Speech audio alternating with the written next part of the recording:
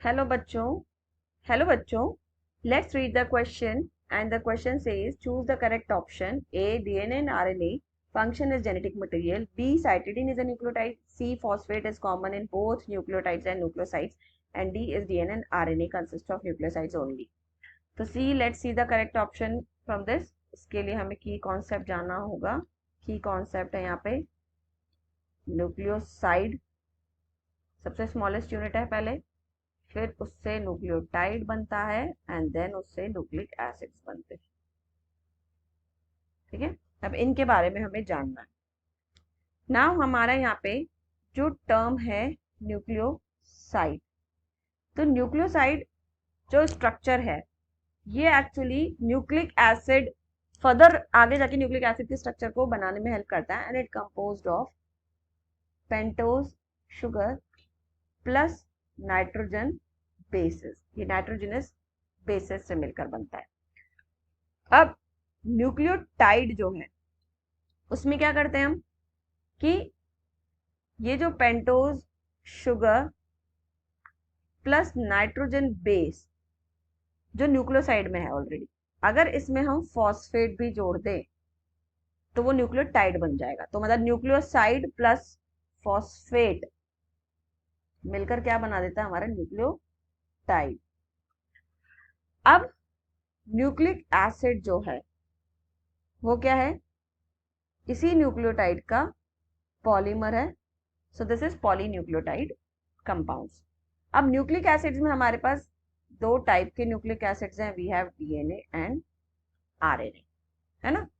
तो हम let's see DNA क्या होता है और आरएनए क्या होता है, इसके बारे में थोड़ा सा जान ले. डीएनए जो है वो हमारा जेनेटिक मटेरियल है इन ऑल ऑर्गेनिज्म. सभी ऑर्गेनिजम्स में ये एक जेनेटिक मटेरियल की तरह काम करता है, which carries the genetic information from one generation to another generation. And this is a nucleic acid. कैसा एसिड है, इसके पूरा नाम अगर हम देखें तो this is deoxyribo nucleic acid. मतलब इसमें डीऑक्सीराइबो शुगर है, नाइट्रोजन बेस है एंड फॉस्फेट ग्रुप है. तो ऑब्वियसली जो इसके अंदर न्यूक्लियोटाइड मिलते हैं हमें वो 4 टाइप्स के मिलेंगे. That is deoxy adenylic acid, then deoxy guanylic acid, deoxy cytidylic acid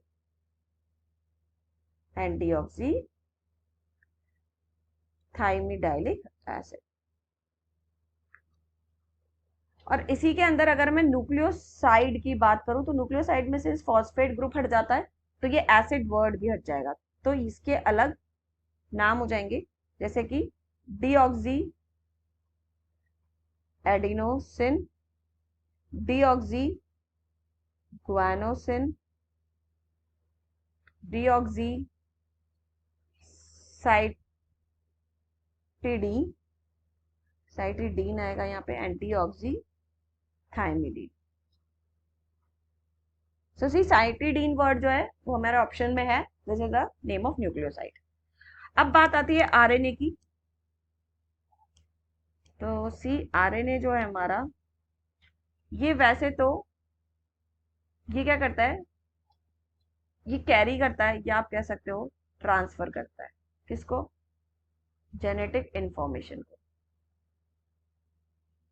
कहां से कहां तक, from DNA to protein in all organism. सभी ऑर्गेनिज्म में ये इसी तरह से करता है. ऑर्गेनिजम्स कौन से, लेकिन मोस्टली मल्टी सेल्यूलर में. लेकिन हमारा इसमें एक एक्सेप्शन है, वायरस. तो वायरस में आरएनए जो है ये जेनेटिक मटेरियल की तरह काम करता है. It carry act as a genetic material. Example है एचआईवी वायरस, जिसमें ये जेनेटिक मटेरियल की तरह काम करेगा. अब इस आरएनए के न्यूक्लियोटाइड अगर हम बोले तो that is comes out to be adenylic acid, guanylic acid, cytidylic acid and uridylic acid, क्योंकि इसमें थायमीन नहीं होता, थायमीन की जगह यूरेसिल होता है।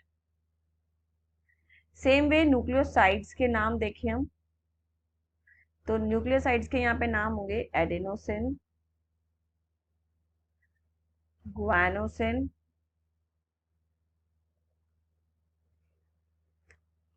साइटिडीन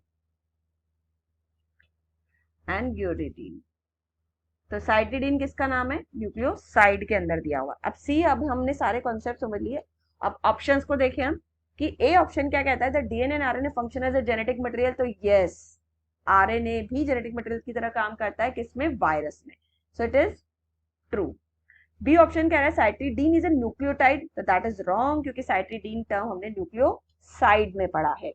सी ऑप्शन है phosphate is common in both nucleotide and nucleoside, that is also wrong, क्योंकि फॉस्फेट न्यूक्लियोसाइड के अंदर नहीं होता है, सिर्फ न्यूक्लियोटाइड में होता है। एंड डी ऑप्शन है कि DNA and RNA consist of nucleoside only, that is wrong, क्योंकि ये तो पॉलीन्यूक्लियोटाइड स्ट्रक्चर है DNA RNA. So we'll go with option A which is the most correct answer. So answer is A. So I hope you understood it well. Best of luck.